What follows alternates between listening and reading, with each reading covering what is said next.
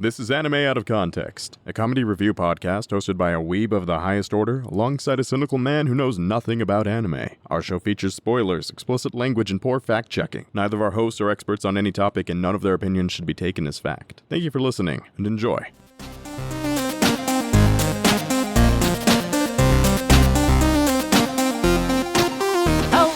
Welcome to Anime Out of Context, the show where I attempt to explain the sometimes weird, sometimes wonderful, but always hilarious world of anime. And I am both Pinky and the Brain. Not quite a genius, but definitely going insane. I'm Shaun Rollins. I'm Remington Chase. Oh, that actually tickled me quite pink, Remington. I actually genuinely enjoyed that. That's what I strive to do. That's the biggest lie you've told on the podcast. Just a good old flashback to actually good animation. Haven't seen that in a while. All right, so what are we doing this week? Wow. Pinky and the Brain, better than most anime we've seen. Don't at me. I think people are gonna at you. Like, they're gonna have ats the size of the fucking Eiffel Tower, just shove them straight up your ass. Can someone on the Discord do me a favor and Photoshop Shaun and I as Pinky and the Brain? Okay. It'll be great. It'll be beautiful. Post it on the Discord. I'll love it. The real question is who's who? I think that's up for them to decide. Fair enough. I think I have an idea of how it's going to go, though. I think there's good arguments. Either way, because we're both dumbasses and we're both cynical dicks. It's great. All right, so what are we doing? Well, Remington, I felt we needed at least one more spooky episode before the Halloween season is over. I mean, technically, it ended a couple days ago. Well, I mean, yeah, by the time this episode comes out, it'll be over, but we'll still be in the Halloween spirit. All right. Closing out Halloween strong. Yes, that is the idea. And, I don't know if you've noticed, Rem, but our past month of episodes has been relatively Halloween-themed overall. Yeah, we've had some good spooky ones, some more just horrifying for me personally, a grab bag. Yeah, and some horrifying for me personally as well. Yeah, we've had a very interesting spread, actually. We've had something scary for me, something scary for you, something scary for me, something that's actually a genuinely good horror, and something that is a genuine anime horror that kind of... See, the one, it should be noted, the genuinely good horror isn't the one that many people would assume is the genuinely good horror, so... No, it's the super weird campy one that we actually really enjoyed. That, nobody has seen. No, but if it's out now, so it is out now. Yeah. We're doing such good shill work. For nothing. Mention it 2 more weeks. We haven't even been paid for it. This is bullshit. All right, so we've got a nice variety, which begs the question. It raises the question, what are we doing this week? Well, Rem, I figured I'd do something that would be scary for both of us. Ah, shit. So it's going to be big-titted spiders.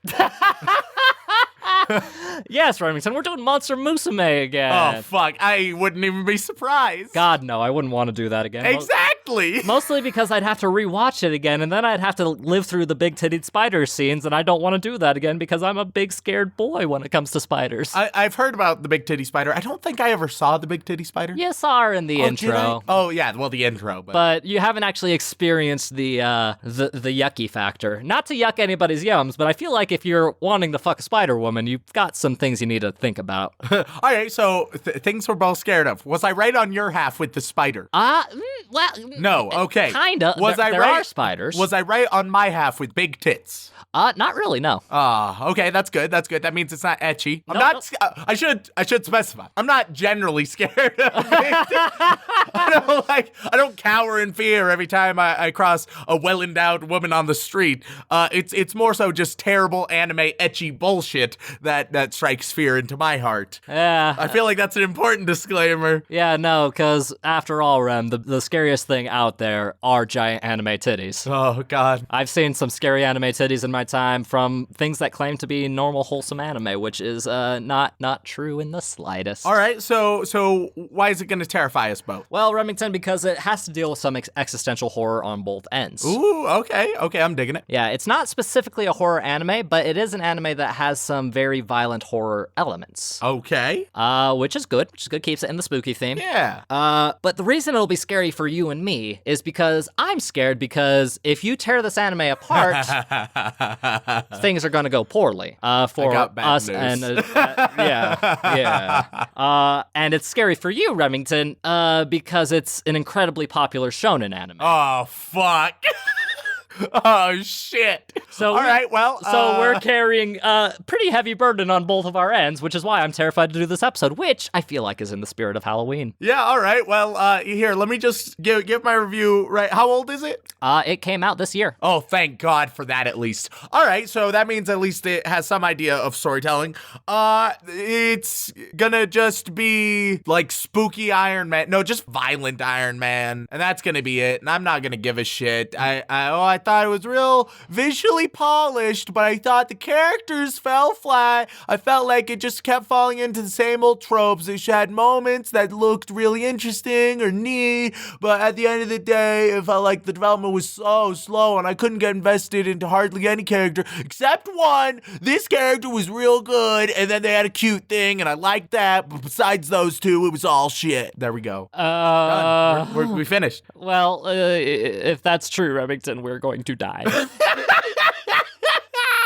Because, Remington, this anime was so popular that it trended on Twitter. Oh, okay. It trended on Twitter. Outside of the anime community. Oh, shit. Okay, so I'm not only going to frustrate the weebs, but I'm also going to frustrate all of what are people who use Twitter a lot called? Twits. Good old twits. I'm gonna frustrate the twits and the weebs, which frankly neither one is a demographic that probably appreciates me too much besides the ones in our specific community, which still get very frustrated.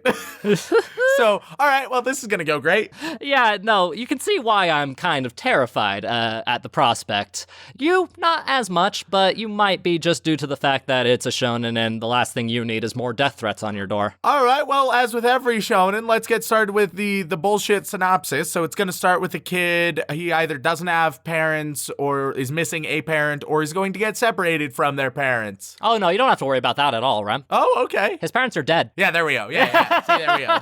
Just cut out, make it nice and simple. Start out with dead parents. Check. Only one dead parent to start with, though, actually. Oh, of course. Okay. Yeah. And that's where things get interesting. But before we get into it, I'm going to get this out of the way quickly before I forget. We did get some recommendations for it. Oh, but of course. So thank you to Jared and Miles. Just those two. Thanks, guys. Yeah, very nice of you. And the anime we're going to be covering today is called Kimetsu no Yaiba. Oh, but of course. My favorite. What do you have? Do you have any idea what that stands for, Rem? It obviously means... repeat it one more time? Kimetsu no Yaiba. Kimetsu no Yaiba. It clearly means when you break me off a piece of that Kimetsu bar and I get real excited, yay! But then also there was some lamb in the bar, so I end with a ba. You're really trying to tie this back to Monster Musume, aren't you? Oh, fuck. Not one of your best ones, Rem. But... no, it might have been my worst, actually. Yeah, in fact, I think it was, which is a shame, because this anime does not deserve your worst. We'll see. Well, yeah, I suppose that's true. Kimetsu no Yaiba, or the English translation, Demon Slayer. Oh, okay. Oh, God. It's just gonna be another, I can't even remember the name. Hellsing? No, it had a D. D. Gray Man. It's just another D. Gray Man. Oh, it's not. I don't know. Oh, it's definitely not. I'm feeling some D. Gray Man vibes just from the fucking title. Because they both had demons. You know how many different types of media have demons, Remington? Yeah, but it's them going against and trying to slay, kill demons bullshit. All right, keep going, keep talking, keep yapping on. All right. I have no confidence. This anime, Demon Slayer, the thing about this anime, Remington, is currently on Mallet's rated number 15 of all anime. Oh, fuck. With an 8.96. It just recently finished its first season and got announced a movie for its next arc. Oh, well, got bad news. It is widely considered to be one of the studio's best works. What studio? Is it one that I know? It's not one that you know, but it's one we're going to be very familiar with in the future. Oh. It's one called Ufotable. Ufotable? Yep. I've always found you very fotable. I'm glad you think of me that way, Ram. Or UFO table, as some people call it, because that's how it's spelled. Oh, okay. Pretty dang sure it's pronounced ufotable, but that's just me. Because they are the ones responsible for one of the biggest, most convoluted anime franchises out there, being the Fate series. Sure. Okay. That doesn't mean anything to you yet. Nope. We'll get into it eventually, I promise. But let's just say the timeline is more complicated than Gundam. Oh, fuck. Which is very concerning for me as a person, because I've been doing research into it for the past 2 months, and I'm just like, where do I start? Here? No, not there. Oh, there? Nah, maybe not. Should I just do the game instead? Nah, I can't do that either. That would just be too pointless. It's a long list of very problematic complications that I don't want to get into. But that's besides the point. We're not here to talk about Fate. We're here to talk about Demon Slayer. And Ufotable is very famous for one thing. You know how a lot of different anime studios will have one very broad thing that they are very well known for, whether it's a certain animation style, a certain quirk of storytelling. You got Shaft. A head tilt. Yeah, exactly. Exactly. Shaft's head tilt, Bones' fantastic animation when it comes to fights. Ufotable is probably the best use of CG I've ever seen in an anime. Oh, fuck. All right, so we're doing anime, we're doing shonen, it's sounding real edgy, and we're dumping into CG. It's not actually a full CG, though. Oh, fuck. It's hand-drawn, but they use CG elements in an actually really good way. It's probably the closest thing to good CG, I would say. All right. I don't like that that's what they're associated with. Because they like to use a combination of traditional 2D anime with, your hand-drawn animations and wild 3D camera movement with computer-generated backgrounds. Okay. Which can be horrible and bad. But Demon Slayer is kind of the culmination of all of the work they've put into this style, which they've been developing since the mid-2000s. And honestly, Rem, this anime is kind of gorgeous, even with its CG. All right, that's at least nice to hear. Right now, it's going to have to work through a lot of my biases. Oh, I'm sure it will, Remington, and that's why I chose it, because I'm terrified to see how you'll react to it. But you want to know about the story itself, I'm certain. We're 20 minutes into this, and we hardly have done anything. Yeah, I don't know shit. All right, Demon Slayer is... It's a guy who wants to slay demons. Is it Bleach? Is it Bleach style? It is not Bleach style. Okay, it's not D. Gray Man. It's not Bleach. No. It does have a lot of swords, though. Oh, fuck. Yes, so... God what's wrong damn with it. swords? Do you not like swords? No, it's just so weeby. You do realize there are more types of swords than just samurai swords, right? No, I'm aware, but also anime, Shaun. Like, there are plenty of European-style anime out there. You know that, right? Oh, fuck. All right, so can you keep going? All right. So, ever since the death of his father, the burden of supporting the family has... Oh, goodness, these synopses are very poorly written sometimes. The burden of supporting his family has fallen upon Tanjiro Kamado. Good old Tanjiro. Yep, Tanjiro. And he's been living impoverished with his family in a rather rural part of Japan. And this, by the way, takes place in about the turn of the century, 18th century Japan. So guns are becoming a thing. Oh, okay.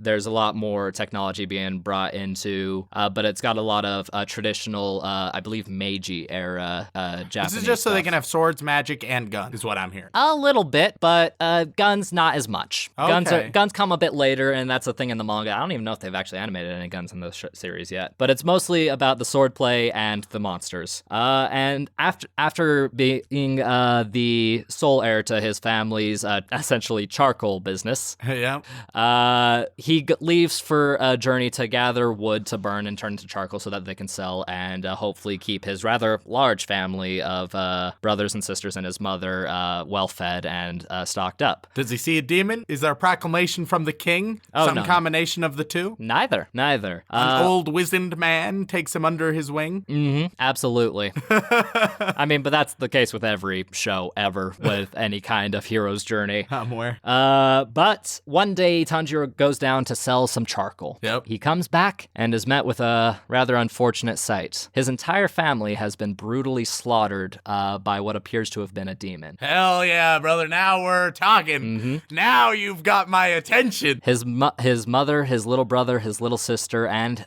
his other little sister all appear to have been completely torn apart, slaughtered, and partially eaten by a demon. All right, you've got my attention. Now do something. And of course, he is horrified and distraught. And when he is inspecting the bodies and trying to figure out what happened exactly, because clearly it was some kind of demon attack, not much else to be said. Clearly, obviously. Well, I mean, not many humans would walk around taking bites out of people and tearing families to shreds for no good reason and not taking anything. Turns out one of them has survived. Oh, shit. His little sister, Nezuko. All right, Nezuko. And... Doesn't that, no, never. What? Nah, don't worry. No, what? I was about to try my Japanese, but it's better that I don't. No, it doesn't mean cat, if that's what you were thinking. Yeah. I'm glad you're picking up a little bit of Japanese here and there, Rem. Maybe by the end of our series, you'll actually be able to speak at least some broken Japanese. Perfect. Then I'll be a real weeb. Oh, yeah, it'll be great. Your transformation will be complete. Nezuko seems to have survived, but there's kind of an unfortunate twist. Turns out Nezuko herself has become a demon. The demon's coming from inside the house. And the thing about demons in this world, Remington, is they are essentially feral, bloodthirsty, humanoid monsters. Okay, so this is really an old school zombie flick, but with supernatural powers. Essentially. And consumed by rage and hatred, Tanjiro swears to avenge his family and stay by his only remaining sibling and hopefully try and find a way to turn her back to normal, which is, your typical shonen style plot. And very interesting too, because no one has ever turned a demon back to normal and is said as such in the first episode. But of course, I can already, I swear, if it just ends up, wow, it's so difficult to fight off demons. Oh, but you're such a natural. You're already the single best person to kill demons that I've ever seen in my goddamn life. And you've only been doing this for like a week or two. If it goes down that route, oh fuck. He gets his ass kicked all the time, Remington. Oh, hell yeah. He does get strong and he does have those strong protagonist vibes, but more often than not, he gets his ass kicked. And by the time this started trending on Twitter, he fought the most powerful demon you could ever expect a character to face at that point in the story, and nearly dies to it, and is only saved by, of course, backup. Yep. But it turned out to be one of the coolest fights in anime history. Ooh. And unfortunately, we won't be able to get to that point because that's about 19 episodes in. Yeah, fuck that. Yeah, we'll come back to it eventually. But for right now, we're just kind of get the baseline starting point to see what makes this show very interesting and very good. All right. And after vowing to find a way to cure his sister and avenge him, and defending his sister from a wandering demon slayer, to the effect that, one, he's willing to fight this very experienced swordsman, as well as the fact that his sister seems to be able to resist the urge to devour humans to an extent, couples into a fantastic journey where Tanjiro is doing nothing but training for years to try and gain the sword skills and breathing techniques possible to defeat demons and hopefully find the one demon that turned his family into bloody paste, as well as hopefully find a way to turn his sister back. All right, it has some good ingredients, some not so good ingredients. I'm hoping that it can break through my hardened heart, and that even though it has a lot of things that I almost certainly hate the vast majority of the time it's used, it will actually prove to be the exception rather than the very, very common rule. That is the hope in general, Remington, and that's what the people who recommended it to us want to think as well. Because this anime has done so much for, fans of media in general, as well as animation as a whole, including one thing I want to point out to you, Remington, about this anime is, how a lot of people are like, oh, but the manga's better. The manga, way better than that. I prefer to read it. I prefer to play the visual novel, actually. Yeah. This is one of the rare exceptions where the manga has a hard time keeping up with the anime. Ooh. Like, the animation is so top tier and so well crafted and directed with fantastic sound editing, music choices, and some of the best sound effect combinations I've heard in media in quite a while, that the manga is pretty lackluster in comparison. All right, well, I hope it can live up to even a portion of this hype, but to all of our listeners, don't be surprised if it doesn't go that way. If it doesn't, Rem, It's your head, not mine, because I'm saying it right now. I love this show. It's really good. There are only a few things that I dislike, and they all involve a little yellow-haired bastard, and that's only because he's so god insufferable the first time you meet him. Well, bon voyage, motherfuckers. Let's do this. All right, let's go watch some Kimetsu no Yaiba. We are back after consuming 5 whole episodes of the hit 2019 anime, Demon Slayer Kimetsu no Yaiba. And Remington, you're probably going to say something that's going to offend hundreds upon thousands of people if they ever listen to us ever again after this, because that's just who you are as a person. But before you do, Rem, I'm just going to make a slight correction. Oh, okay. Because I realized my goof after I finished recording the first half. How dare you? I might have said the Meiji period. That is incorrect. Oh, but of course. It starts in the Taisho period. Yeah, don't be silly. It's a very easy mistake to make. So for all of you Japanese history buffs out there, that's my goof. You don't need to send me angry tweets. It's too late. They listened to the first half, and before listening to this bit, they're already there. That's true. People will just be like, "Hey, no, he's wrong. I have to tell him he's wrong immediately without giving any room for correction," which is fair. I get it. I understand. The internet is a fickle mistress. But Remington, the real question is what do you think of this show? All right. Well, let's lay it down pretty broadly. I like it more than the vast majority of shonen. I do not like it as much as the vast majority of fans. So it's between those. Those are the goalposts that we are lined up between. Those goalposts might as well be several miles apart, Remington, when it comes to you. Because usually you're like down here in the big bottom of the abyss where you're like, I hate shonen, it's just macho bullshit, when it's really about friendship. I mean... or you're like, it's okay. So those goalposts are pretty different, and the fan base for this show is quite high. You can say confidently that it's not at the bottom of the bottom nor the top of the top. And to figure out more specifics, you'll have to just ask me questions. I'm not sure I'm gonna like the answers. But... you may not. You may be pleasantly surprised. You may be unpleasantly unsurprised. We will see. Something tells me it's gonna be the latter. All right, Rem. So this story starts out just like I described. It starts out with gruesome child murder. Oh yeah, which is great. Very dramatic start. I always appreciate and enjoy that, so thumbs up. Yeah, it's a good sign that the show isn't really going to hold anything back in terms of who lives and who dies. Maybe. Sort of.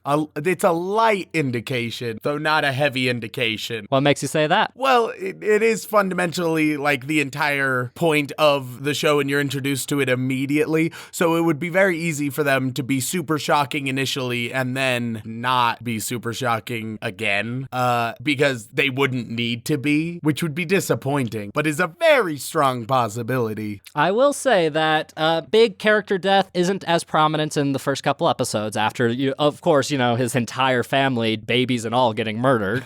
But there is a lot of death and a lot of burials, a lot of blood, a lot of guts, a lot of gore, and just all kinds of tasty viscera just being flown across the screen. Oh yeah, when it comes to gore, they don't fuck around in this show. They're very bloody, they're very choppy, they don't give a shit. And it's fantastic, isn't it, Rem? It's pretty good. I've never been like super into blood and gore, but it's nice to see in contrast to the complete lack of it the vast majority of the time. Yeah, because most of the time these shows are directed towards younger shonen viewers, the type of kids that are getting into the anime scene and they want to see the cool anime action and violence, but maybe all the blood and explosion and guts is a bit too much for them. Yes, and so seeing something just different, it's always nice to see something different, especially with shonen to any degree, because good God, so much of shonen is the exact goddamn same thing. You could say that about most genres. No, but especially shonen. Again, you could say that about most things. But especially shonen. You just have your own personal biases, and that's fine. People will hate you just as much either way. Shonen is more heavy on the tropes than most other genres.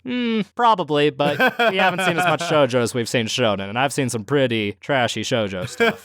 I've led an interesting life, Remington. Oh boy, gotta love it. And after all of the initial shock of losing his entire family, finding out his sister has become a demon, you get kind of introduced to the general world of it, the idea of this pretty historically accurate Japan, mixed with a bit of supernatural stuff that is kind of under the covers, as it were. It's kind of a part of life, but it's not a super common everyday thing. It's basically like a super powerful zombie apocalypse with different... Yeah. I was going to say more like vampires, personally. Well, yeah, but they come suddenly, and... So do I, but that's not besides the point. They've come suddenly, and now there are many of them. They grow in numbers, they devour flesh, blah, blah, blah. I think that the vampires could work, except vampires tend to be more like everlasting and eternal instead of popping out of nowhere. And a bit more intelligent, you'd think? Yeah, and so I think that in a lot of ways, if you go in pretending that this is some zombie apocalypse show, your expectations will be pretty darn met. Like zombie apocalypse Naruto, if you have that as a framework, it'll obviously deviate from that, but you got a good foundation. Hilariously, Remington, after this point, the demons just get smarter and smarter and smarter and more deadly. Oh, that's good to hear. Yeah, because the vampire correlation is kind of what really sticks, because, I mean, these are vampires with extra steps, really. Yeah. And eventually they get introduced into a magic system that they call blood demon arts, which they briefly mentioned at the end of the last episode we touched on. Yep. We didn't get to an episode with that because mostly we were strapped for time, and two, this episode is probably going to be a little late as we were both dying of the worst sickness known to man. It's great, y'all. Yeah, we call it DHHV. Good old syphilis. Wait, no. That's... Oh, I'm sorry. We're supposed to keep that off the air. I misunderstood. Yeah. That doesn't affect your recording.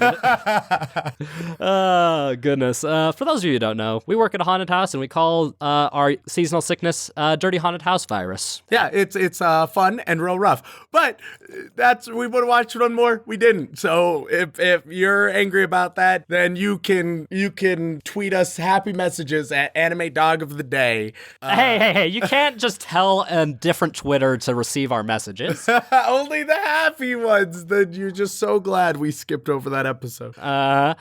And we're going to come back to the show eventually, Rem. There's no doubt in my mind about that. With how impactful it's been in the past year, trending on Twitter and whatnot, we kind of have to come back and talk about it. So I figured 5 episodes would be a good starting off point because it covers the entirety of his beginning training arc, becoming a demon slayer, his first real encounter with demons after he gains a bit of power, and returning home to become start his real life as a demon slayer. And it does a really good framework for that with a fun little story per episode, as well as a little bit of lore that doesn't overstay its welcome. Yeah, right off the bat, it does a lot of the basics way better than the vast majority of shonen, which I appreciate. I figured you would. And that's probably why I was really excited about the show at first, but I didn't really stick with it as soon as it came out because I was like, oh, it's another shonen, good shonen, but I have so many other things I need to watch for the podcast and for my own personal pleasure that until the big hurrah of trending on Twitter came up, and I was like, well, now I've got to watch more of it and see what it's like. And now it's probably one of my favorite shows of the year, honestly. Wow. Yeah, which is saying a lot because not only am I shonen trash, but I'm also good story trash. So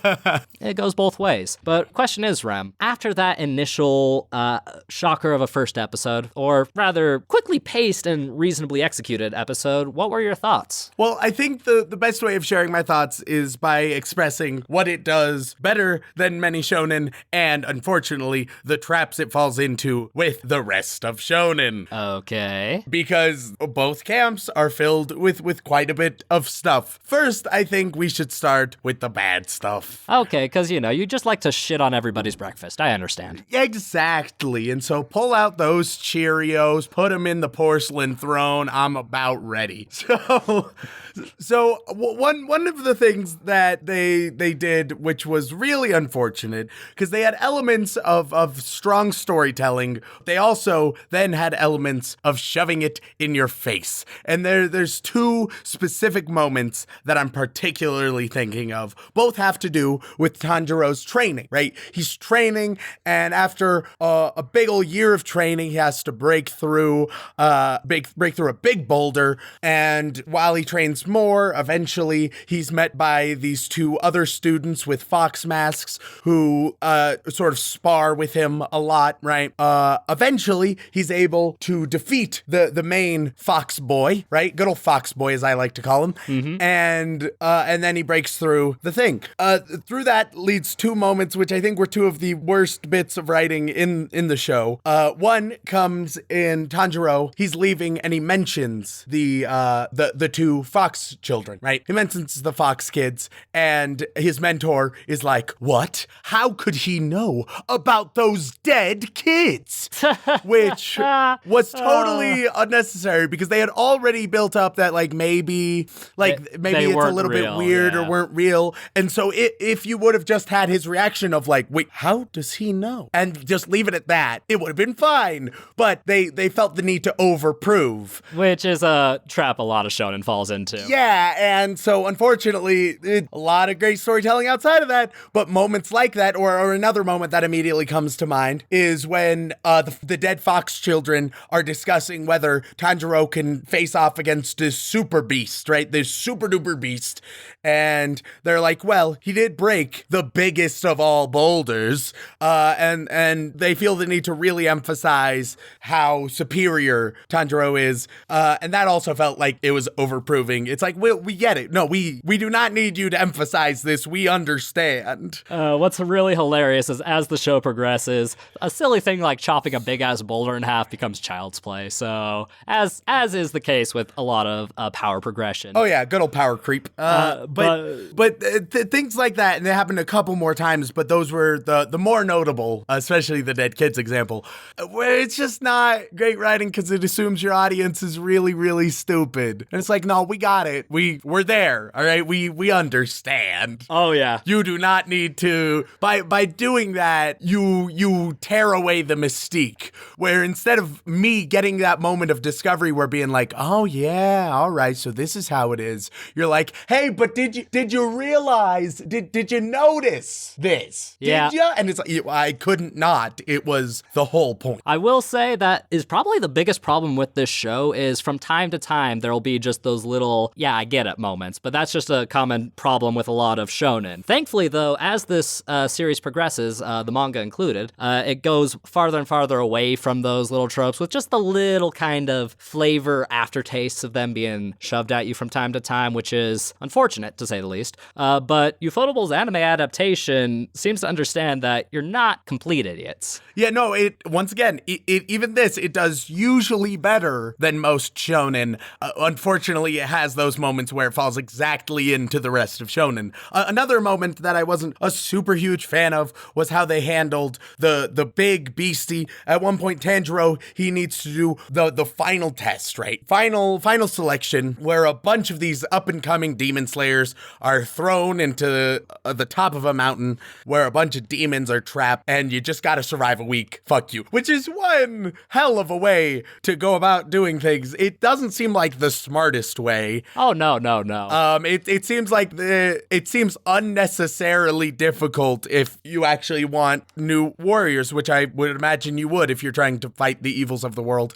But barring that, at one point, like I referenced earlier, there's one demon that's a super big demon. He's devoured like 30 or so different people, and he's grown super strong, and it's big and it's horrendous. I really liked the design of it. The way they handled it was disappointing, to say the least. There wasn't a great build besides the dead kids being like, oh no, but it's so strong. Can he do it? And I would have preferred it. Maybe it would have been a little bit better build if the dead kids, instead of being like, can he do it? Yeah, if anybody can, it'd be him. If it was like, can he do it? Oh, fuck, man. I don't know. Like if there was a little bit less obvious optimism, and unfortunately, I don't think the build was there. The design was great. Even some of the build was there, but it leads into my third point. The fight itself was horribly anticlimactic. And unfortunately, most of the fights so far, similar to many shonen, have just not been great. There have been moments that are really cool, but the moments that are really cool are rarely even the fights. Like, they have some decent choreography, but so often the fights are just done. And they've had some good fights, but most have not been. Oh, God. We are going to get angry tweets. I get your criticisms of this, but want to know why this show trended on Twitter, Remington?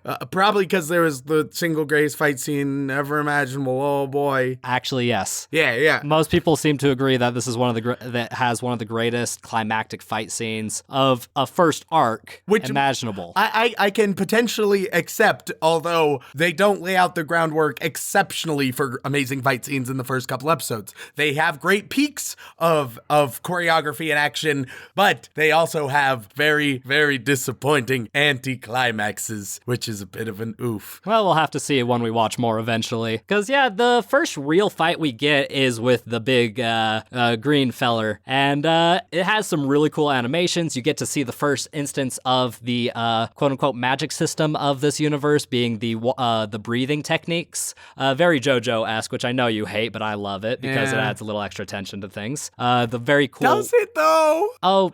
I disagree. Well, that's because you disagree with anything JoJo related. Well, I would say that another one of my critiques is the sort of fighting system, because there's two things that Tanjiro has, right? He has the breathing technique, which he gets a lot of oxygen in the blood and becomes super talented and strong and skilled. Because of that, it's a real bad pseudoscience, shitty explanation that's so prevalent in shonen, unfortunately. And unfortunately, like you say, it adds tension, and I just 1,000,000% disagree, because soft magic systems are almost always abused and very rarely used well.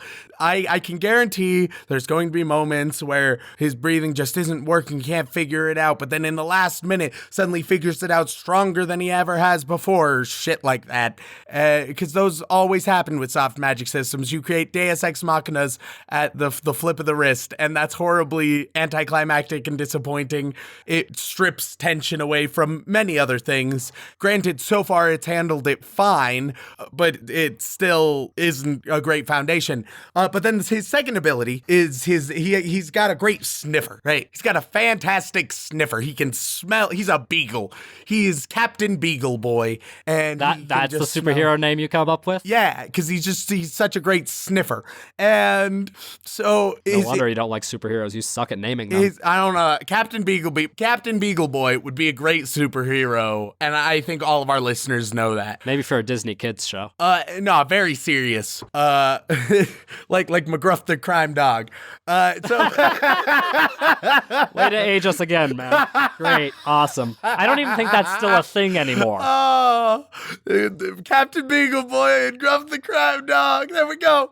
But his sniffer, and it tried to explain it, and it's real.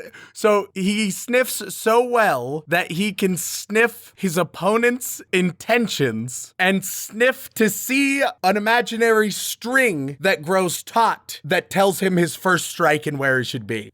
Which is real pushing it when it comes to bullshit shonen explanations. It's metaphorical, Remington. Yeah, but it's a real shitty metaphor. You're using the very literal sniffing, because that isn't a metaphor, that's literal. Using the very literal sniffing, you still sniff out their intentions. That bit is literal. The string is figurative, which is weird that you have a visual metaphor for a smelling stimulus, but but you're still sniffing out their intentions. That's one hell of a weird bit.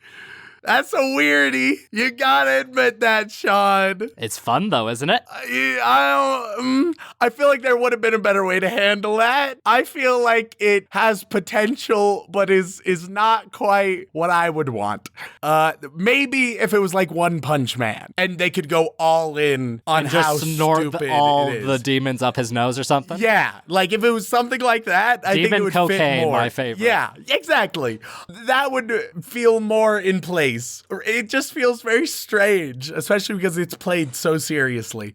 But I think that just about covers most of my major gripes with the show overall. There are a lot of elements that it does indeed fall straight into the shonen traps that I am known to dislike. It's okay. Most shonen fans like a lot of that stuff, and I am one of them, so fuck you. It's all right that you guys have bad taste, but there are things that make this a bit better than most shonen. All right, Thank Rem. God. What do you think? What makes this a good show? First of all, it has less filler than the vast majority majority of shonen shows. Thank Christ. It often has a fast pace, but even when it doesn't necessarily have a fast pace, because so far it's shown us different pacings throughout the show. We've gone through the span of 2 years in a matter of 5 episodes, which is quite a bit. Oh, yeah, like chronologically, it's moved lightning fast, but it hasn't made the mistake that Sword Art Online has, because it actually has developed and shown things happening. There's been a sense of growth. Every episode, things actually happen.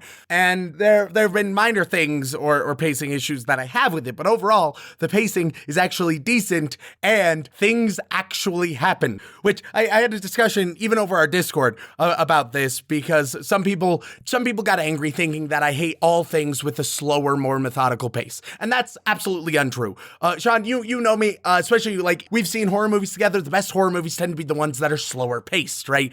I can adore things with a slower pace, but slow pacing doesn't mean inefficient storytelling. Inefficient storytelling is when you have a lot of fluff, filler, or time that you're not spending wisely. You can have slow storytelling where you build it, but you wait for that payoff, and that's amazing. That's fine. That I may prefer that overall, but it's harder to do right.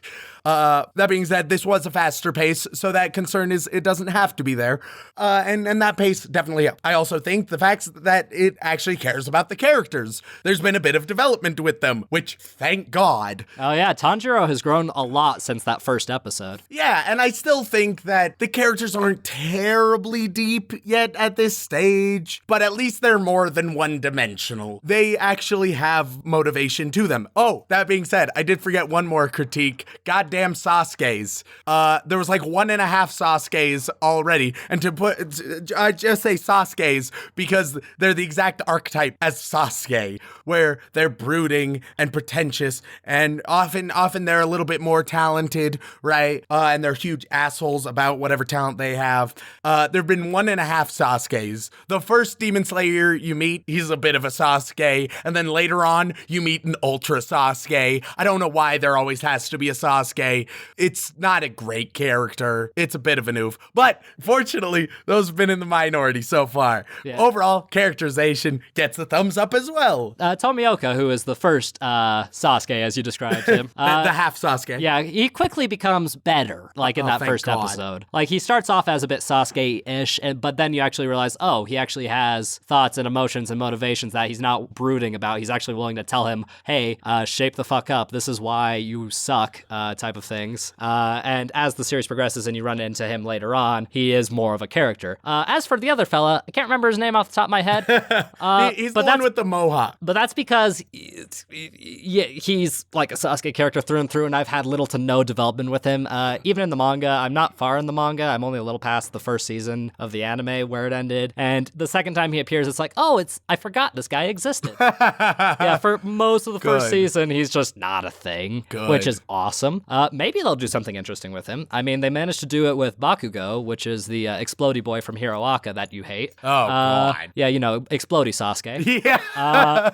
I just don't understand why every single faction-based shonen needs at least one Sasuke. It feels wildly unnecessary. You need angsty, edgy, broody boy to counteract the happy-go-lucky goofball character. Or maybe you just have realistic people so you don't have to fall into those same two tropes every single time. But nonetheless, I digress. Another thing that I think that it does generally well is that it lets the main character feel like there's believable struggles. So often in shonen, you will have struggles, but they are not at all believable. I bring you to like an Attack on Titan where it's like, oh no, this is so difficult. Boom, I'm a master. And that's like, all right, fine. But when Tanjiro is just fucking it all up and really, or just trying, not even fucking it up horrendously, but struggling and not quite getting it, it feels believable. believable. It feels